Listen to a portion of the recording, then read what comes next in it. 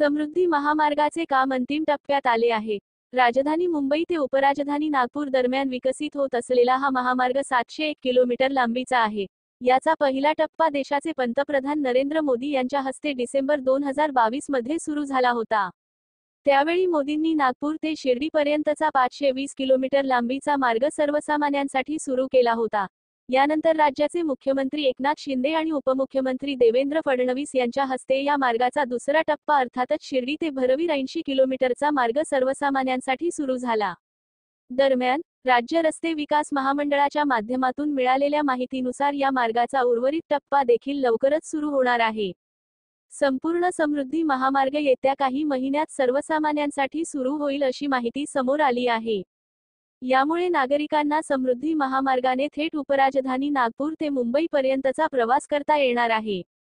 परिणामी प्रवाशांच्या वेळेत मोठी बचत होईल, इंधनात मोठी बचत होईल अशी आशा आहे। एकीकडे समृद्धी महामार्गाचे काम अंतिम टप्प्यात आले आहे तर दुसरीकडे राज्यातील एका नवीन महामार्गाची पायाभरणी लवकरात लवकर व्हावी यासाठी राज्य रस्ते विकास महामंडळाच्या माध्यमातून युद्ध पातळीवर प्रयत्न सुरू झाले आहेत।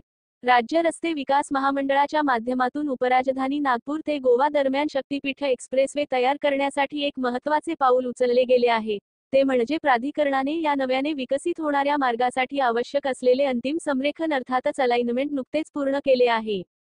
यानुसार या महामार्गाची लांबी 805 किलोमीटर एवढी राहणार आहे। सुरुवातीला अंदाजित अलाइनमेंट सादर करण्यात आले होते, यामध्ये या मार्गाची लांबी 760 किलोमीटर राहील असे बोलले जात होते, परंतु हा एक ढोबळमानाने लावलेला अंदाज होता। आता मात्र प्राधिकरणाने हे अलाइनमेंट अंतिम करताना वेगवेगळ्या बाबींचा विचार केला आहे आणि यानुसार हा मार्ग 45 किलोमीटरने वाढला असून याची लांबी 805 किलोमीटर राहील असे राज्य रस्ते विकास महामंडळाने स्पष्ट केले आहे। विशेष म्हणजे आता या अंतिम अलाइनमेंटला मंजुरीसाठी राज्य शासनाकडे पाठवले जाणार आहे। दुसरीकडे या प्रकल्पाचा आराखडा तयार करण्याचे काम देखील युद्ध पातळीवर सुरू आहे। या प्रकल्पाचा सविस्तर प्रकल्प आराखडा येत्या 6 महिन्यात पूर्ण होईल आणि नंतर या आराखड्याला राज्य शासनाची मंजुरी घेतली जाईल अशी माहिती संबंधितांच्या माध्यमातून समोर येत आहे। खरे तर हा महामार्ग नागपूर ते गोवा असा राहणार आहे, मात्र या मार्गाची सुरुवात वर्धा येथील पवनारेतून होणार आहे। कारण की नागपूर ते वर्धा या दरम्यान शक्तिपीठ महामार्ग आहे, म्हणजे महाराष्ट्रातील प्रमुख धार्मिक पर्यटन स्थळांना जोडणारा शक्तिपीठ मार्ग विदर्भातील वर्धा येथून सुरू होणार आहे।